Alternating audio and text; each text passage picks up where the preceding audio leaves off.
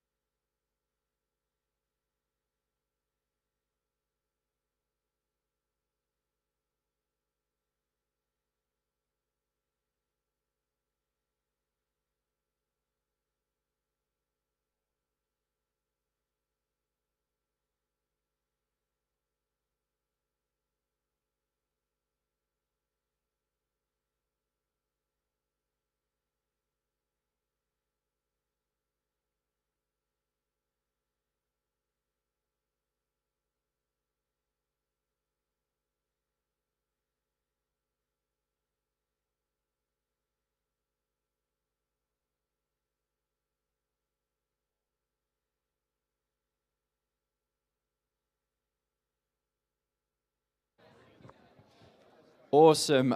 If we bring our discussions to a close there, awesome. Evie, what did you want when you were 5? Well, it's tough to remember. I said probably either Smiggle scented pens or something like that, or something pink and fluffy and princessy. I don't know. How about you? Yeah, I think I had a agreement with some of the guys over there. I would have wanted some scare electrics. Yeah, a few nods from some guys in the room. Cool. Anyway, now to get some serious stuff out the way. This event is being photographed, so if you don't want to be included in any pictures that might be released, then there are some orange lanyards at the back. So please just do go to the back and find one of them if you do not wish to have your photo taken. Another serious thing, if there is a fire, basically get out. But to do that safely, there are fire exits around the room. All of them have the little green signs. If you go out through this one, your refuge point is Roots. If you go through the accessible exit, your refuge point is the Chancellor's Bar, and any other exit, you're heading to the Piazza. Great, cool. We'd like to invite up our speaker, if that's okay. Round of applause, please.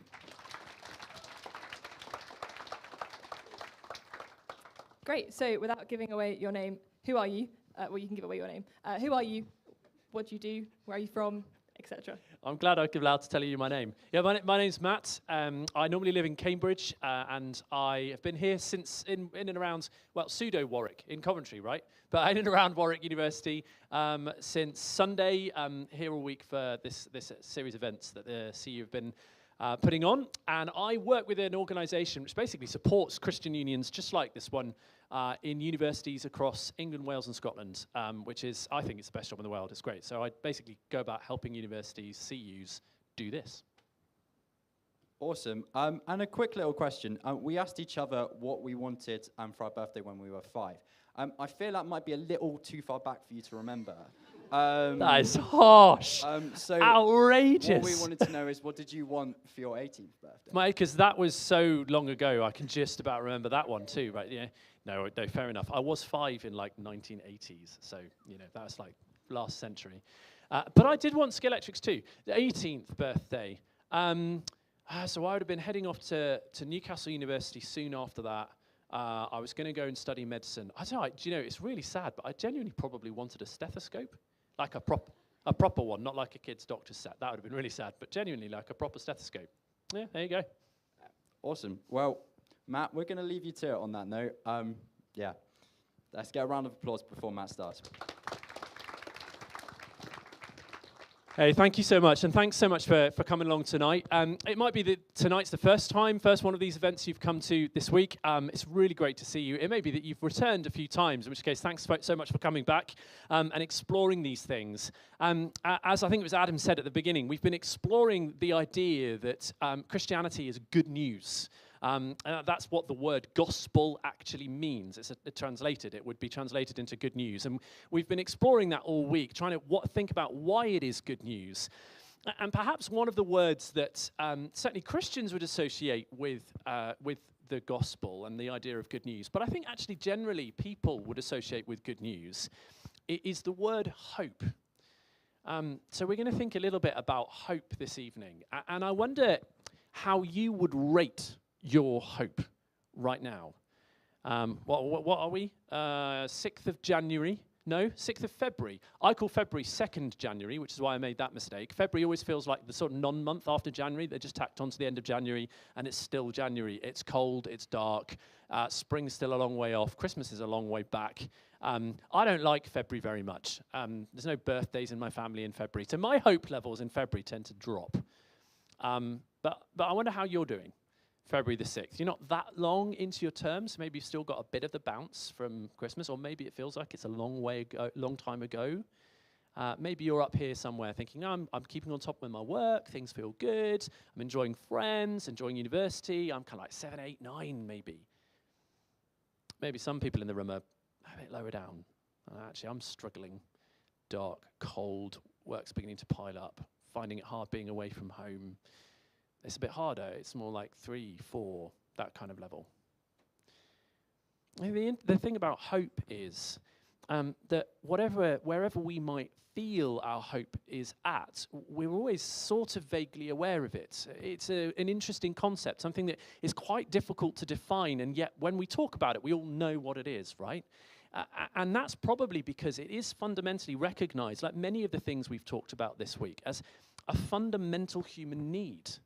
It is a basic human need that for humans to flourish and survive and thrive, they need hope. It was an interesting figure, the philosopher Friedrich Nietzsche, who once said, "A person with a why to live for can bear with almost any how." A person with a why to live for can bear with almost any how. And that quote takes on a lot more resonance when it's picked up by an Austrian psychiatrist called Viktor Frankl. Viktor Frankl was born in 1905. He was an Austrian Jew. And he studied medicine and then became a psychiatrist. And then his career got completely stopped, for obvious reasons, as an Austrian Jew in around about 1939, just before. And in 1942 to 1945, in 3 years, he spent time in 4 different concentration camps. And he, in 1946, having survived the concentration camps, wrote a memoir of his time in the camps, which he titled, at that time, Humanity's Search for Meaning. Or later on, it's now published with the title as A Psychiatrist or a Psychologist's Experience of the Concentration Camps. And right at the center of his observations, as he tells all sorts of stories and he shares his opinions, he notes the centrality of the need and presence even of hope, even in that darkest of points in human history. His central observation is that the prisoners who survived the horrors of the concentration camps were those who were able to keep their sense of hope, hold on to a sense of meaning. Without it, he noticed that prisoners tended to become very weak very fast, and more often than not, they actually died. Those who held on to their hope were much more resilient, much stronger. And he therefore theorized that humans require hope to keep going, and his work has been built on and is pretty much like incontrovertible now. Like, psychologists would agree, hope is a fundamental human need. It's right in Abraham Maslow's hierarchy of human needs, if you've ever seen that.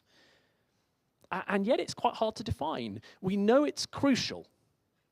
We kind of know what it is, but it's hard to kind of get a handle on it for exactly how we would define it. But I think perhaps rather than defining it, perhaps the most important question for any of us to be able to think about and ask is, when it comes to hope, what kind of thing stands as a foundation to build a hope that is stable? How do we go about, if it is crucial, how do we go about holding on to, building, constructing a hope that is solid? It's an important question, and it's a question that all sorts of different theories are out there for. Largely in the West, in the Western culture that we're kind of in, some of you might have come into that culture, you're experiencing it for the first, second, or third time, something like that. Some of us were born in it and grown up in it. In Western culture in the UK, this is what the predominant thinking does to that question. What's stable enough to build solid hope? Doesn't really matter, does it? I mean, any why will do in the end. If you can make it important enough to yourself, any why will do. Meaning and hope, they're just what you make it. You construct them. And so, for example, the biologist and ethicist Stephen Jay Gould, who's going to come up on the screen hopefully in a moment. Oh, no. Can you put my slides back on? I just pressed the wrong button. Sorry, everyone. There we go. There he is. Stephen Jay Gould, who's a biologist and ethicist, said this. He said, "We may yearn for a higher answer, but none exists. We cannot read the meaning of life passively in the facts of nature. We must construct answers for ourselves." What he's saying essentially is that hope essentially is something you construct for yourself. The idea of having a stable foundation for hope in that sense that's beyond yourself, that's just an illusion. But do you notice something interesting in what he says? Do you hear his must? Do you hear it? We must construct answers for ourselves. We have to. It's the only option. It might be an illusion in a world where there isn't any outside to be able to find anything more stable than what we can kind of construct for ourselves here, but we still need it in order to survive. And here's the question that prompts. Why? Why is that the case? Why would a world exist? Why would the world that exists throw up beings that need something that isn't real? That's an illusion. Earlier on today, most of us in the room probably felt hungry at some point. Your hunger did not necessarily prove that you would find physical food, but it did demonstrate that you were designed and live in a world in which such food exists. And hopefully later on, we'll all get a chance to enjoy some physical food. Why would it be the case that our need for hope suggests that we need something that isn't real? Would it not be better to understand and to recognize that our needs, our desires, and our longings, even at that level, reveal the truth of the world we're made for? Reveal that there is something real about hope. It's not just an illusion that we build for ourselves. And so that kind of prompts the problem with the approach that says meaning and hope, they're just what I make them. I'm just going to construct them out of whatever I whatever I can find in the here and now. And in the end, it doesn't really matter that it's an illusion as long as I can try and cling on to it enough and pretend that it's real. Here's what happens in the end. If you live long enough in the real world, the ache just increases. The illusion becomes weaker. And perhaps in the worst moment, there is one reality that tends to render that illusion really strong. Because the big question ends up being, what's the point? What's the point of anything? If all I can do is construct meaning from here, from the inside, with what I can taste and touch and see, and it doesn't add up to anything more than an illusion, well, then it was actually Thomas Nagel, the philosopher, who put this really well. He said, the problem is that although there are justifications and explanations for most of the things that we do within life, none of these explain the point of your life as a whole. Looking at it from the outside, it wouldn't matter if you'd never existed. And after you've gone out of existence, it won't matter that you did exist. How's that for a foundation to build hope on?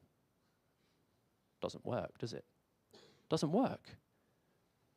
And perhaps at the biggest moment, there is eventually in every life one reality which will confront us with that story, which will confront the stories we try and build and show them to be illusory if all we're building them with is what we find in this life. What's that reality? It's the reality of death. It's the reality that the dreaded statistic is that one day each one of us will be a statistic. And it's the thing is that in the West we have a really strange relationship with death. Those of you who've come to the UK to study, I don't know, you may have noticed this. We have a very, very strange relationship with death because we don't really like it at all.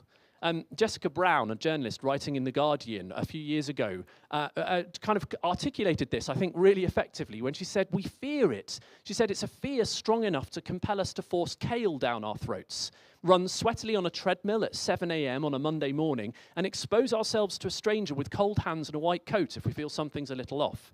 We are desperate to avoid death, to avoid talk of death. Even the fact that I've mentioned the word is making some people in the room uncomfortable because you're from a Western culture and we don't like it. It's just what happens. We try and avoid it at all costs. And yet, even thinking about death, it's been proven by psychologists that it changes our behavior. Did you know if you are conscious of your death, you are more likely to vote in one way than another? You are more likely to name your children after yourself if you are conscious of your own death. Genuinely, people are 10 times more likely to name their children after themselves if they have a high level of what's called mortality sentience. Isn't that weird? Why would that be true? Because we desperately want to try and avoid death, desperately want to try and keep things going. Perhaps if we name our children after ourselves, that would make it stronger. Matt Jr., yeah, maybe that's a good idea. I'm not going to change one of my kids' names. No, that would be a bad idea. And then what else do? We hide death behind clinical doors. We call them hospitals or hospices. I used to work in both of those, and I worked as a doctor.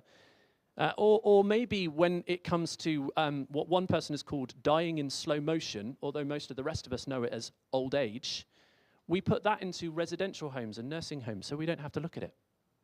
Because we don't want to come face to face with our mortality. But most of us, basically, we just desperately ignore it. We distract ourselves. Another philosopher with a brilliant name, Peter Kreeft, said this. He said, if you're typically modern, and we are in 2026, if you're typically modern, your life is like a mansion with a terrifying hole in the middle of the living room floor. The hole is wretchedness and death. You paper it over with a very busy wallpaper pattern to distract yourself. You find a rhinoceros in the middle of your house. The rhinoceros is wretchedness and death. How in the world can you hide a rhinoceros? Easy. Cover it with 1 million mice, multiple diversions. And you are holding 1 million mice, most of you, in your pocket. It's called a smartphone. All the diversion we need, so we need not think about this too much. But here's the issue. If hope is essential, and I think it's been proven that it is, then the reality of our self-made hope basically means that it just falls apart like paper in the rain as soon as the real world really starts to encroach. It just doesn't stand up. We can't avoid the questions that come. How is it possible to have hope without pretending that this world is the way it is, that death exists, that it's hard, that it can be a scary place, that the future can be really uncertain? How can we live in the real world honestly and yet still hang on to hope and meaning? That's essentially the question that I want us to think about tonight. How can we live in the real world honestly and still hang on to hope and meaning? It's a big question, it's a heavy question. Maybe you weren't quite prepared for such a heavy question. But I'd love to give you the opportunity to discuss it a little bit. And as we've done all week, we want to make sure that we're giving everyone the opportunity to discuss these things. There's no point just sitting listening to some bloke you don't know talk about these things. The most important thing is that you chew them over. They're big questions. So as we've done all week, this evening, we're going to spend a few moments pausing a few times in the evening before we get to dinner, and then there'll be lots of time over dinner to discuss too, just to give you an opportunity to bat around the ideas that I'm talking about, to chew them over. This is one now. It might be that there's already things in your head, and there's already things you're objecting to, things you're disagreeing with. That's totally fine. You can disagree with me all you like. Turn to the person next to you and say, I didn't think much of that, or that was completely wrong, or I didn't agree with that. Totally fine. It's not going to offend me or them. But just be prepared that the person next to you might and should, you can, right? Ask the question, well, why? What was it? Why didn't you agree? What's that about? But if you need a prompt to discuss, here's a couple of questions that will be up on the screen to get you thinking. Where do you and the people around you, as you get to know them, look for hope and ways to build meaning? What sort of things do you look for?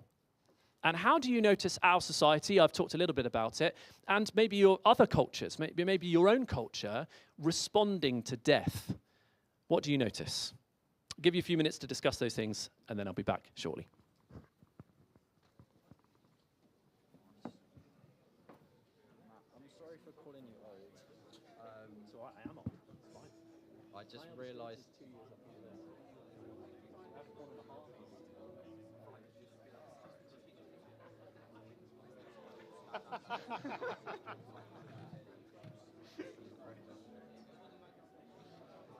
Funny.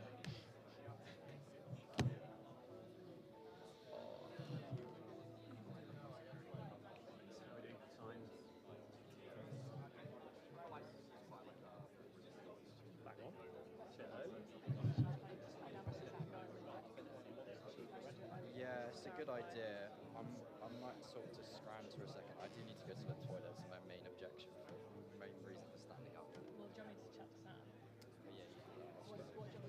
Who was the last speaker that made you sit up and think? Like, what are they planning on? NT Wright yesterday. Hasn't he said some things that are not quite... Yeah, okay. Was that what you heard, or was it something good? Stuff that's good that I think he does is, it was the bit I was talking about just now, when he was reminding me that the gospel is not, we're sinners, Jesus comes down to rescue us and take us to heaven. The gospel is, God creates a world which we turn away from him, and he comes to make his home with us again. In Jesus he comes, the new heaven descends from heaven, the new Jerusalem descends from heaven to earth in Revelation 21. Make it a new earth. Yeah. So he's just written a book called God's Home Country, where he's sort of trying to talk through the fact that the gospel is God coming to make his home again on earth. And so that we can live with him in his presence. I think that's absolutely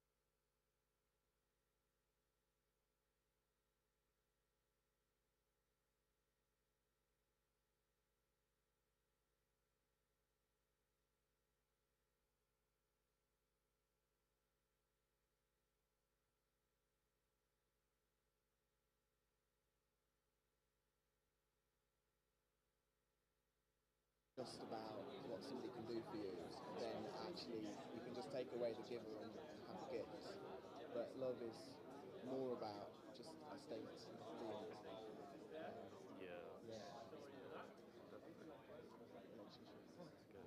Apologies, someone had muted the mic. It wasn't me. I'm going to break into your conversations just there. Sorry for that.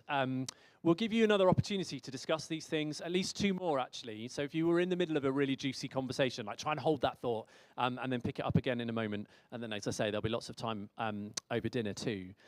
One of the other things we've been doing this week and that the CE is wanting to do is to give a little bit of an opportunity for to hear stories of how the things we're talking about impact someone like in the real world. And we've heard stories from various different members, different students, members of the Christian Union. And we're going to hear from Greg tonight. So I'm going to invite Greg up. If you could come join me, please welcome him up.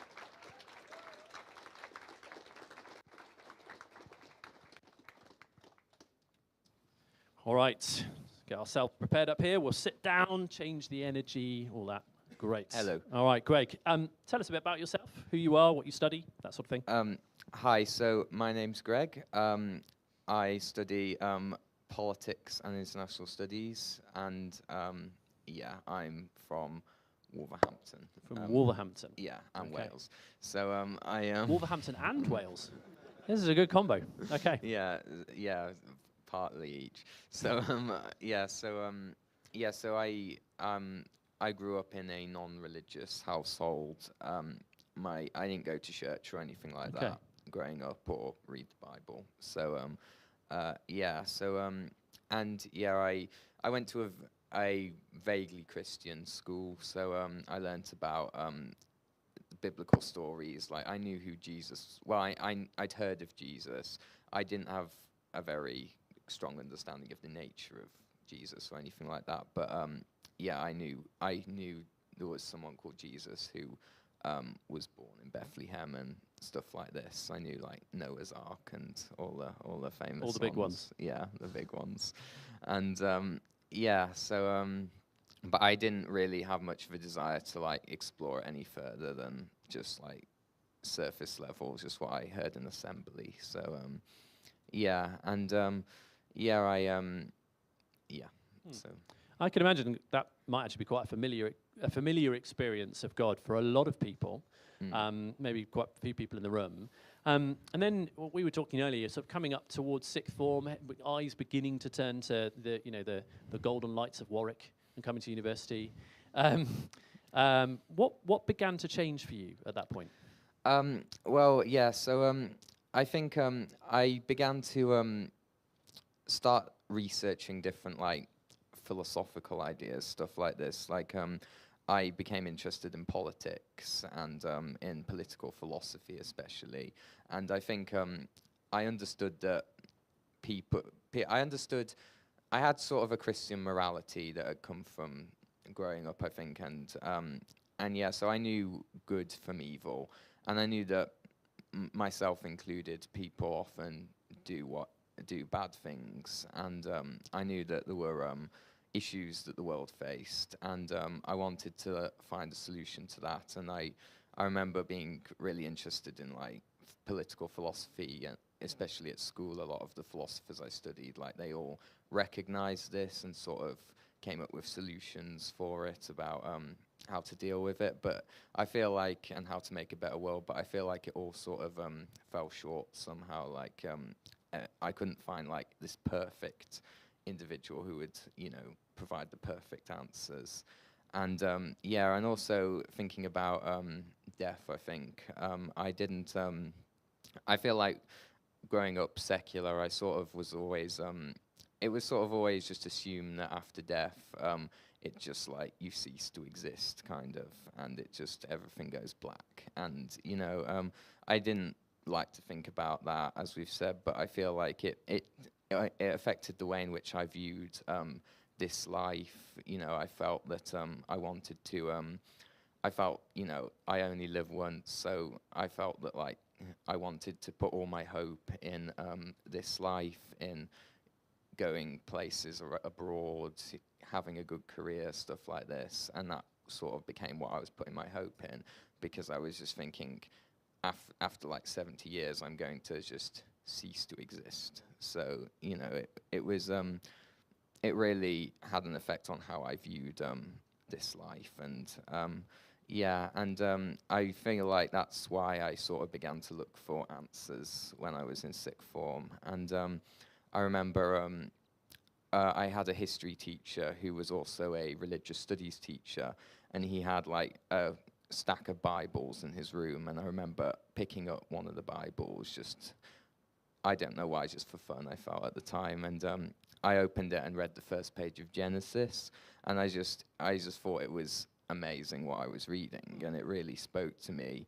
And yeah, I didn't expect it. Like, I was familiar with the Bible, but I didn't expect it to actually be entertaining, if you know what I mean. Like, I just, I thought it would just be, so yeah, but I was quite shocked that I found Genesis so addictive, almost. And yeah, so yeah, that became my experience. And then, yeah, so.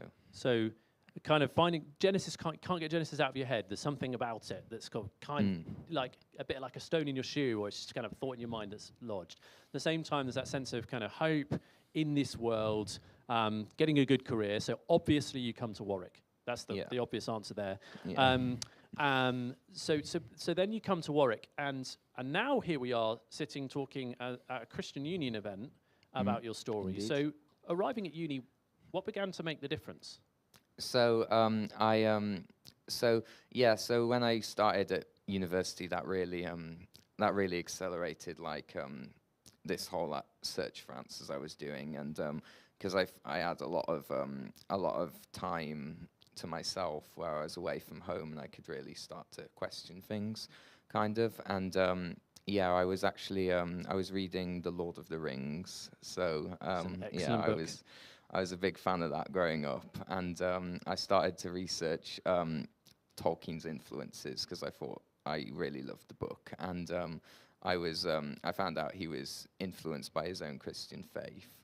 So yeah, that made me think maybe I should start reading the Bible again, because I found that Lord of the Rings was almost based on the Bible. So I thought, you know what, if I enjoyed the Lord of the Rings this much, how much more would I enjoy reading the Bible? So I decided to start again with the Bible after about a year.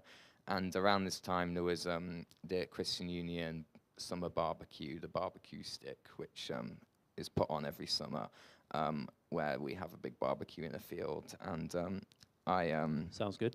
I was, yeah, there were a lot of people giving out leaflets for that, inviting people over, and I'd never been to a Christian Union event until now, and I got a leaflet, and I just thought, you know what, why not go? You know, some free food, get to answer some questions. So, yeah, I decided to go to the barbecue, and I sat with a few Christians there, and I found people were very nice, and that really helped. I met someone called James, and he gave me some good advice, because I was reading Genesis, and he advised to read the Gospels, because obviously, like Matthew, Mark, Luke, and John, because obviously those are the best books for beginners. Okay. Place to meet Jesus, most. Yeah, place to meet Jesus, yeah. And I read, so that was at the end of the year, and we had the summer, so I couldn't really go to any more CU events until September, but over the summer I started reading Matthew, and I read the Sermon on the Mount, and I remember that really clicked with me. I thought that really spoke to me. I could see the inherent goodness in Jesus's teachings, and that was it was really it really touched me. It really inspired me, and it was a great comfort to me. And yeah, and I just thought it was amazing. So I think I had a King James Bible at this point, and there was like a little essay in the back where it said how to become a Christian, and it said God is wanting to enter into your heart, and all you have to do is like formally invite him in. Well, not formally, but invite him in. Yeah. And so that night I thought, why not well, I do that. So that night I prayed specifically to Jesus. I'd never prayed to Jesus before, but I had prayed to like God because I was sort of an agnostic growing up. But I prayed to Jesus, and I invited him formally to enter into my heart, to enter into my life. And then I went to sleep, and when I woke up the next morning, I just remember feeling like really, really happy. Okay. And it was just an amazing experience. And I couldn't actually remember why until I thought back to the prayer the night before, and I thought perhaps that's why. So yeah, so that was a great experience. And then coming back to university in September, I went to the Freshers Fair, met James again, and he invited me to his impact group. So yeah, I started Bible study through that, and yeah, I got stuck into a local church. So that was a great experience, and met someone else called Sam, and he invited me to some private personal Bible studies, which has really helped me to grow. So reading the Bible with Sam, together. Yeah, and that's really helped me to improve my knowledge and really grow as a Christian. So yeah, it's and I've become a really great. I felt that I've felt really welcomed into the community, and it's just been fantastic. Fantastic. So, yeah. And I've got one more question for you, Greg, which is you mentioned sort of before all that, round about the sixth form time, that sort of sense that you just sort of had this kind of, I guess we'd probably call it existential dread, wouldn't you? Sort of a kind of death was there. There was that you didn't want to think about it, so kind of try and build hope here. Some of the stuff we've already been thinking about. How's that changed now in terms, given everything that's happened? Yeah, it changed in phenomenal ways. Like, I think I've completely changed the way I view the world now. So yeah, and I have so much more hope in eternity now. Like, I'm not scared of just going to sleep and never waking up anymore. Like, I'm just, I have so much hope for eternity, and I'm really grateful to God for everything he's done in my life. So yeah. Amazing. Thank you so much. I think it's a brave thing to do, to come and share a story in front of 100 and something people. So please, could you say thank you to Greg?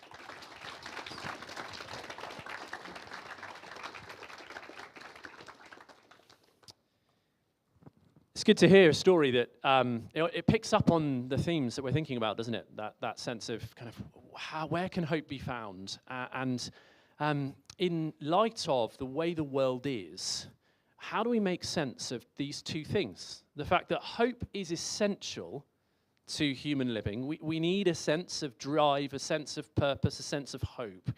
And yet, from the perspective of death, as Thomas Nagel and others that we've looked at just now, that hope is nothing more than an illusion if we're building it from what is in this life. Here's the question, if death is the ultimate hope destroyer,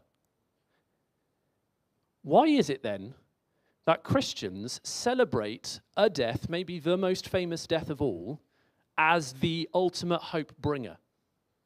If death is the ultimate hope destroyer, why is it that Christians celebrate the death of Jesus as the ultimate hope bringer, the thing that brings hope? Why do they call that Friday good? Why do many Christians wear a little instrument of torture around their necks? Celebrating not just an instrument of torture, but probably the most brutal form of execution humans have ever come up with, and we've come up with quite a lot of brutal forms, but the most brutal, and celebrate it. Wear it round our neck, wear it as jewelry. Why?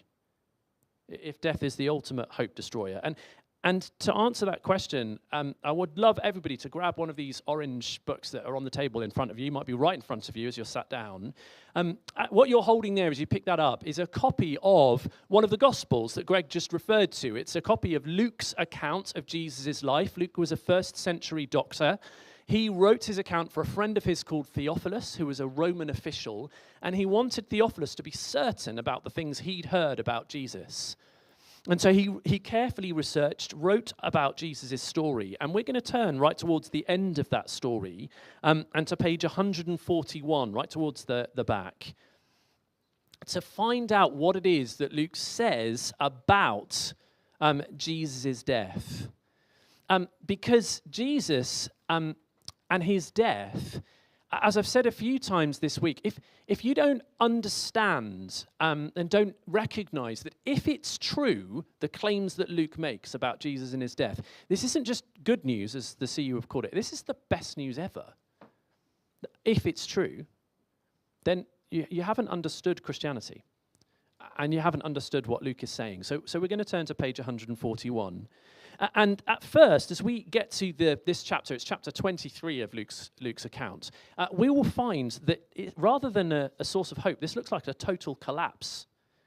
For 22 chapters in Luke's account of Jesus, he's been depicting Jesus' teaching like nobody has ever heard before, healing people with a word or a touch, overcoming evil, even raising people from the dead on 2 different occasions, Luke claims, claiming to be God's king in God's world, acting with God's power. And all of that is in the context of a society in which Caesar, the Roman emperor, is known to be and claims to be the God's representative, the king who is given by the gods. And he's writing all of this to a Roman official who serves that Caesar. So the trajectory is all building up towards something of a confrontation. Jesus claiming to be God's king, the story being written to a Roman official who serves the Caesar who claims to be the king appointed by the gods. And when you get to chapter 23 in the end, and you get to Jesus' death, it seems like he doesn't even make it past the prelims. Like, he comes face to face with a small bit Roman governor who has him condemned, flogged, dragged away, and crucified alongside 2 criminals. Like, a heavyweight boxer who's kind of claiming he's going to be able to kind of fight for the world championship, win the world championship, like losing to a 5-year-old. That's the equivalent of what's going on here. Like, all that talk. And as he's dragged away, let's pick up the story. Little number 32 at the top of page 141. 2 other men, both criminals, were also led out with Jesus to be executed. When they came to the place called the Skull, they crucified him there, along with the criminals, one on his right, the other on his left. Jesus said, "Father, forgive them, for they do not know what they're doing." And they divided up his clothes by casting lots. And it's hardly a moment to inspire hope, is it? And before it gets any better, it's about to get a whole lot worse, because everywhere you look in this story, every voice you hear seems to be mocking that man on the middle cross. Seems to be laughing at him. Little number 35. The people stood watching, and the rulers even sneered at him. They said, "He saved others. Let him save himself if he's God's Messiah, the chosen one, if he's God's king, if he really is God's king." The soldiers also came up and mocked him. They offered him wine vinegar and said, "If you're the king of the Jews, save yourself." There was a written notice above him which read, "This is the King of the Jews."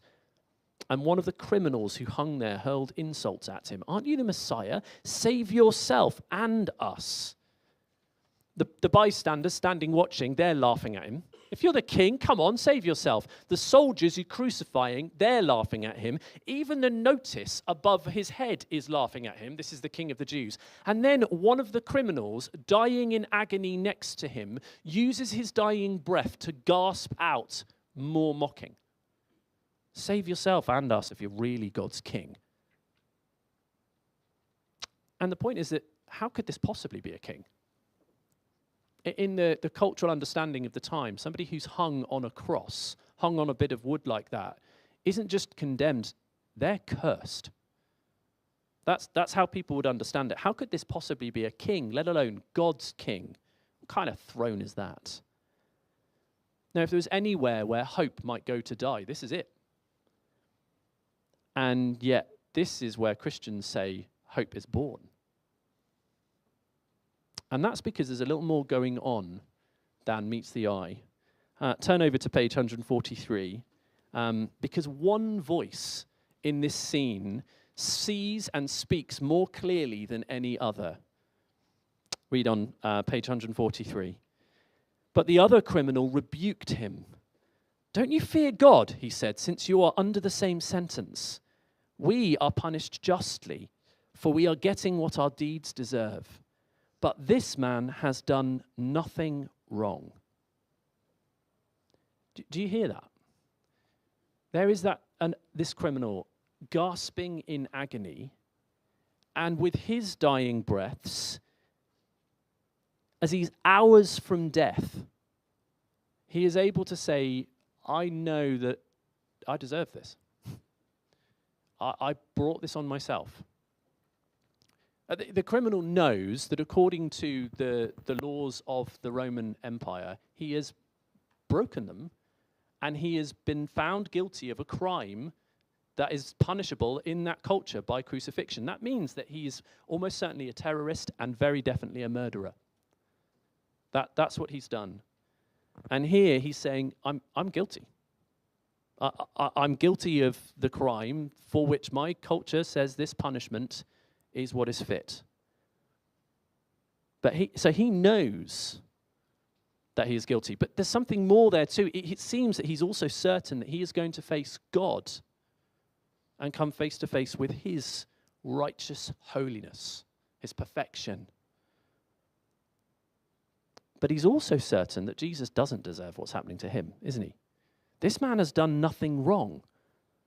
He's certain that Jesus doesn't deserve this. So he gathers his strength one more time, lifts himself to speak one more time, and gasps out the next words. Little number 42.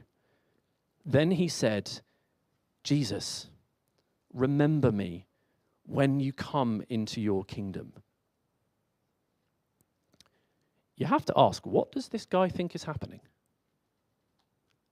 This criminal who's dying in agony on a cross next to another man dying in agony on a cross, while his mate on the other side mocks that middle man dying in agony on a cross, is now looking at this man and saying he looks like a king coming into his kingdom. When for all the world he looks like a pretend king being crushed. But the thing is, this criminal can see something that the others don't seem to see. Death and judgment is not overcoming Jesus. Jesus is overcoming death and judgment. That's what this criminal sees. And we might ask, well, how does he see it? Well, he recognizes two things, doesn't he? First, he recognizes his own guilt in the eyes of even just the Roman law. I have done what was deserving of according to the Roman law of crucifixion. I hang here before my own crimes. But he also recognizes Jesus' innocence. That's the second thing. And he ends up drawing the conclusion. This isn't just a miscarriage of justice. This is a bearing of justice. And Jesus' response is astonishing. Perhaps even shocking. As Jesus himself gasps, hours from death. Little number 43, Jesus answered him, truly I tell you, today you will be with me in paradise. And you have to ask, what kind of dying man talks like that? What kind of dying man can say something like that? What kind of dying man can make a promise like that? And it's a far cry from the famous poem by Dylan Thomas, who says, do not go gentle into that good night, rage, rage against the dying of the light. That's the Western idea of death. Push it away, rage against it. But Jesus, he seems to almost embrace it as it comes. But the thing is, if it's true, then it's the best news ever. If it isn't, you could be forgiven for thinking, well, this is all deluded nonsense. You know, it's two people dying in agony, kind of trying to build their own hope when, with their last breath, it's kind of a tragedy. But here's the thing, it turns out Jesus' death is not like any other death. Because some really strange things happen over the next few minutes, next few hours as Jesus dies. Turn over one more page to page 145. Have a look at little number 44. Luke reports, it was now about noon, and darkness came over the whole land until 3 p.m, for the sun stopped shining, and the curtain of the temple was torn in two. Two really strange things happen. First of all, darkness comes for 3 hours, not a solar eclipse, 3 hours of darkness. And in the context of the Bible, as Luke says this, and in the context of the culture that Luke's writing in, darkness is seen as a sign of God's displeasure. And you might think, if you know anything about the Christian story, well, that kind of makes sense. If Jesus is claimed to be God's son, or is God's son and he's dying, of course God's not happy. Of course he's displeased. The question you have to ask is, who is God displeased with? And the second thing that happens gives the answer. The curtain of the temple was torn in two. At the very moment that Jesus dies, it's like Luke suddenly switches the camera angle to something that's happening in Jerusalem on the other side of the city, as he depicts the curtain in the temple, which was 20 meters high and as thick as the span of my hand, being torn from top to bottom in two pieces. What's going on? What's going on is this. For centuries, that curtain had stood between the place where, in the culture of the day, people thought God would dwell. It was God's presence. That's where he lived. And it acted like a huge no-entry sign to say humanity cannot come into God's presence. But now it's being torn in two from top to bottom, and the message couldn't be clearer. This death is opening the way to be with God. And that's because it turns out that God's displeasure as Jesus dies is being directed on Jesus. He is taking God's displeasure. The innocent one is dying the criminal's death to make his death the source of unshakable hope.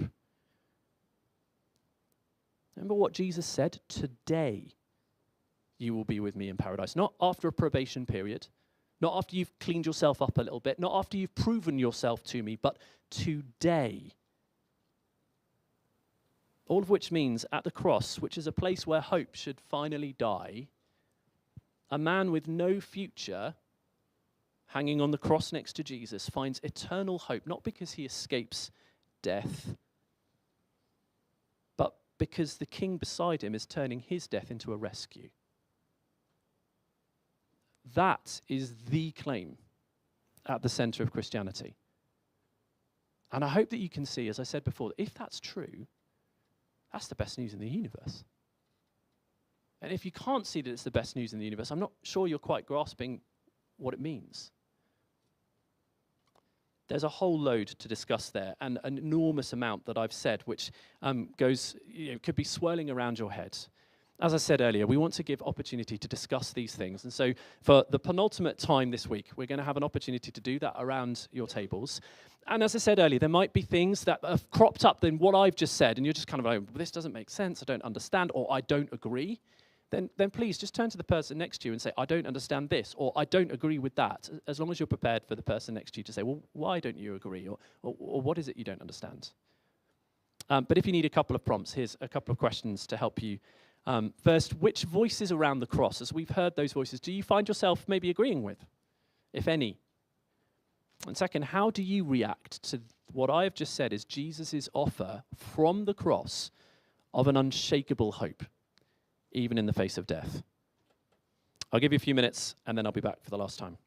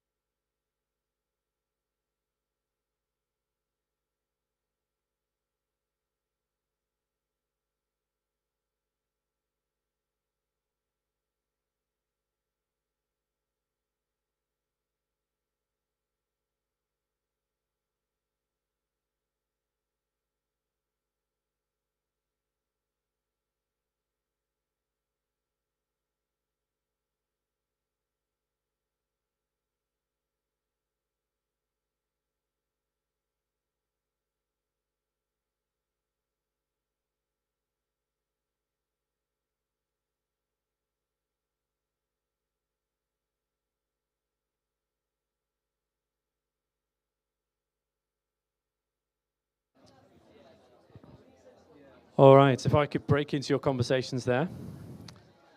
And that is the last time I'm going to say that all week. There'll be another opportunity shortly before dinner to be able to just pick up those conversations. So if you were in the middle of something really juicy, hold on to it. You'll be able to get back to it in a moment. And then there'll be dinner and loads of opportunities to be able to keep on discussing some of these things. But as we come towards the end, let's just rethink just what we've covered. We've covered a lot of ground. But really, here's the core of it. If it's true that on the cross, it's not that death and judgment are overcoming Jesus, but Jesus is overcoming death and judgment, then what does that mean for the Christian hope? It means the Christian hope is not just wishful thinking, and nor is it kind of self-construction, something we build for ourselves out of whatever we have here. It means the Christian hope is promise. It means the Christian hope is gift, something to be received rather than built. It means that it's anchored ultimately in someone who is stronger than death itself. Because here's the claim, the reason Jesus can say, "Today you will be with me in paradise," is because in 3 days, he knows he is going to burst right through death. He's going to step out of his grave to live an indestructible life. And that really is the crux of why what we have just seen can be true. Because Jesus' death deals with death itself, defeats death itself. And if you remember what Thomas Nagel, the philosopher, was saying, like seen from the outside, our life in the end, there is no point. Except for the fact that there is an outside. And Jesus' death and resurrection both proves it and offers it. So the Christian hope, if this is true, is not wishful thinking. It's not self-construction. It's promise. It's gift. And I think perhaps that's why why Luke particularly shows us those two kind of core central responses to Jesus as he dies on the cross, one either side of him. There's the first criminal, right, dying on the cross, mocking Jesus. Do you remember what he was saying? Demanding to escape death. Save yourself and us if you're really who you say you are. And what he ignores is the reason he's on his cross in the first place. His own guilt has put him there. And then there's the second criminal who did those two things. He admits his guilt and recognizes Jesus' innocence. And then did you notice he acknowledges that Jesus is the rightful king? When you come into your kingdom, remember me. That's a plea for mercy from the one who is the king. The one who he is recognizing, actually what he says goes. Following him means that. It's a question which trusts that king. But here's the point that Luke's making, right? Both of these criminals, they're both next to Jesus. They're both dying, and they both die. They're equally close to him, but only one asks to be remembered. And it's as though Luke turns away from the scene, and with his pen in his hand, turns to us and says, so what about you? What's your response going to be? You've seen them. What about you? As you sit in Warwick University 2026, here you are being told that at university you are building your future. You're in potentially the position that Greg was in as he looked ahead towards university and was thinking maybe hope can be found in a good career, or maybe there's family ahead, whatever it might be that comes after university, maybe hope will be found there. A good career, will that really bring hope? What happens when retirement comes? Maybe it will just be retirement, and that's the hope.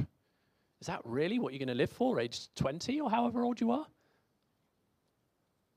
University teaches you to build your future, to build your hope. And Jesus asks, what are you building it on? But the Christian claim is different. The Christian claim doesn't die with death. It survives death. It bursts right through death triumphantly. And so as we come to the end of this week of good news, it's not the end of the good news. Because Jesus, it's as though Jesus is standing in these pages of Luke's gospel, walking off these pages of Luke's gospel to say to us, to offer us the invitation, will you trust me? Will you entrust yourself to me? Will you trust your life to me? Will you trust me with your death even? Will you trust me with your hope? Will you trust me to hold you and give you that hope? And there are probably 3 different places, different responses to that question that any one of us in the room might have. For many in the room, it might be, well, I have trusted that. In which case, Jesus says, keep trusting, keep following. It might be that some of you are thinking, oh man, I don't know.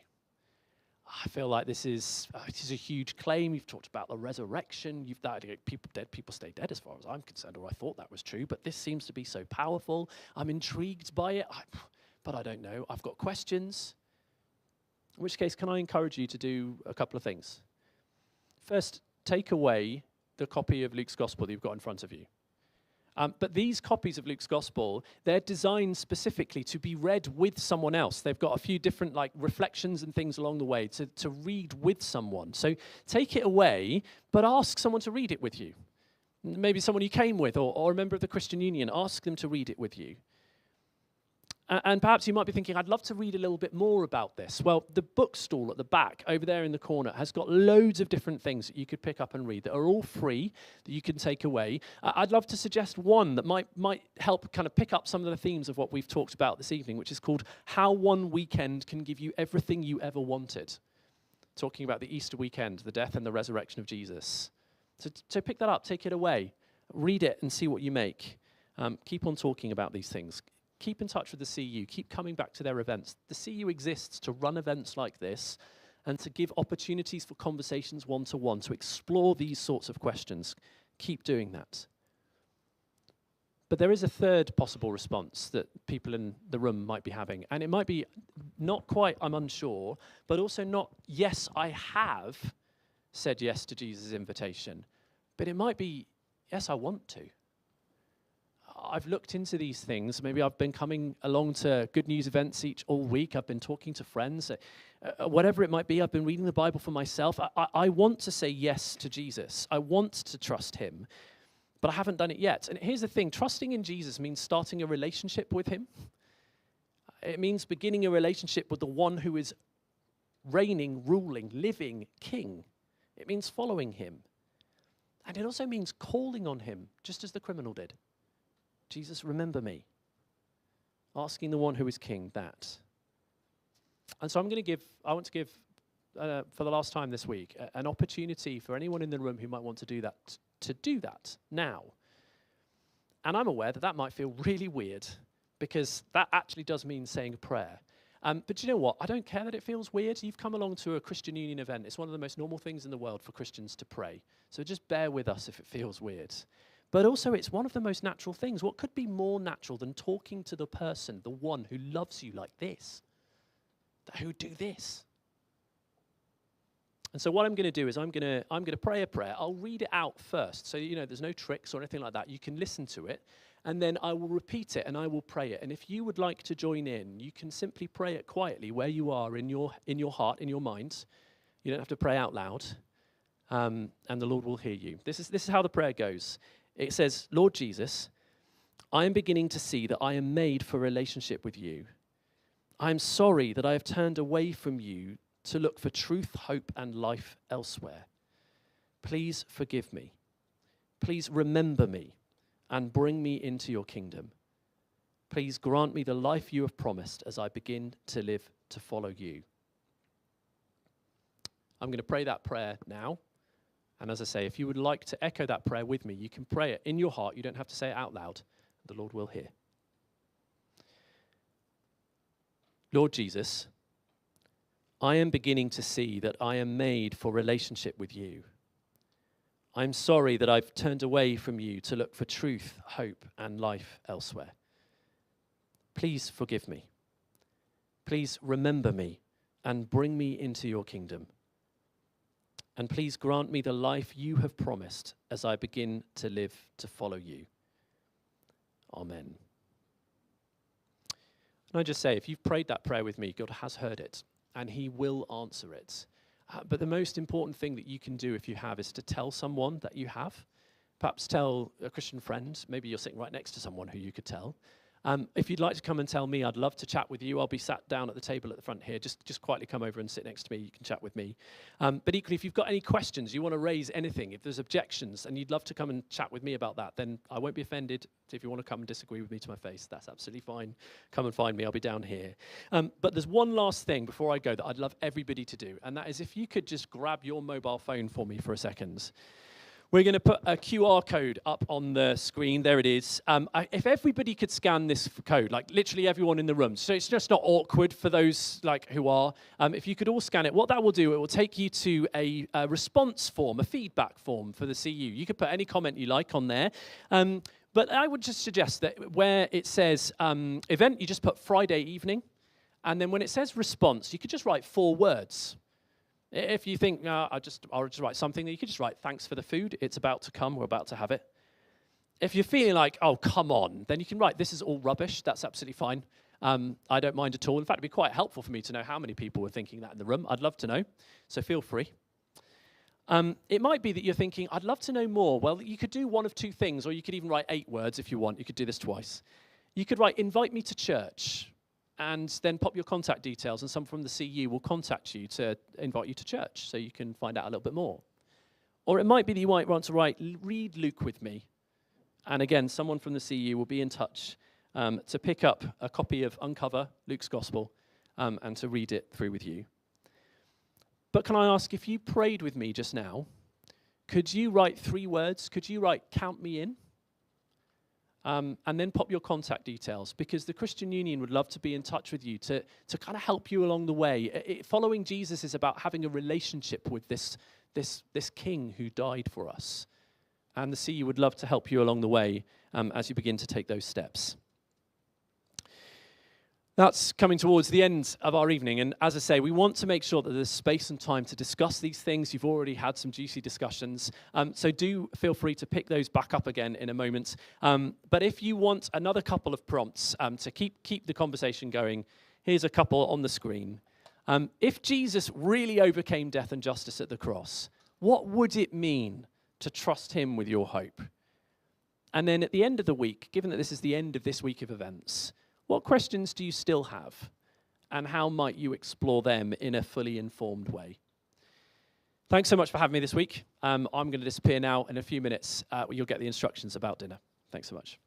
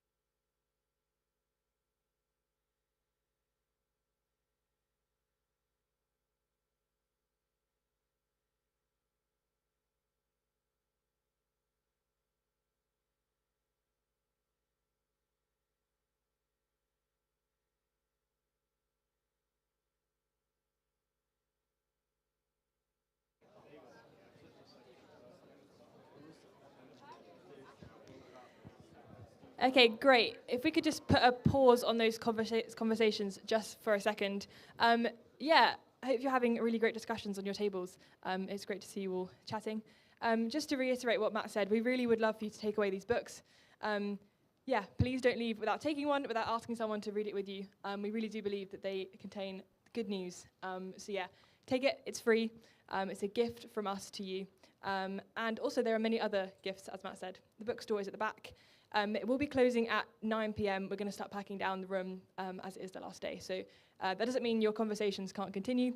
Please keep chatting away, but just be aware that the bookstore and other things will start packing down at 9. But there is more stuff. Yeah, unfortunately for us all, this is not all the CEU does in a year. We have regular stuff on that's on every week. So if you guys look on your tables, you should have this flyer. Yeah, Evie will hold it up for me. Yeah, if you're new to the CEU, feel free to take one of these home. But just to highlight one thing on there, main meetings, that's the main thing we have on each week, losing the name. That's on Wednesdays at 5:30. The room varies, but to make sure you know exactly what's going on and where main meeting always is, I recommend following us on Instagram, that's at Warwick CU. Or if you're in our WhatsApp group chat, you'll be able to stay updated. If you want to join our WhatsApp group chat, speak to myself or Evie after the event, and we'll be able to get you in there. At the moment in main meetings, we're going through big questions to do with Christianity. And actually next Wednesday, we're going to be looking at the question about what the role of church is. And so we really recommend coming along to that one. Especially if you're interested in church off of the back of this week. I think that'd be really, really useful for you to come along to. And we'd love to get you connected with a church as well. We believe church is so important. It's a great place to be. It's great fun on a Sunday. If you want to go to church and you haven't before, again, speak to myself or Evie, or maybe just talk to someone who's in a Good News hoodie or a CU fleece, and I'm sure they'll be able to help you. Great, and yeah, just to say, none of that is exclusive for Christians. If you're seeking, if you have questions, if you don't quite know what you think or believe, you are still so welcome at CU, at any of those events on the flyer, or at church. Yeah, head along to church, it's great. Yeah, so we're going to kind of wrap up this part. We'll have dinner in a second. For queuing, we're going to queue from the back. The stewards and hivers will point you to where you're meant to be, so please do listen to them and follow their instructions. But yeah, it's burritos for dinner, which should be good. Actually, on that note, Evie, why are burritos so good at maths? I don't know, Adam. Why are burritos so good at maths? Well, they're just brilliant at wrapping their heads around everything. But anyway, I hope your discussions are better than Adam's jokes. Yeah, please feel free to start queuing up for food and yeah, continue your discussions. Thanks for coming. Thank you.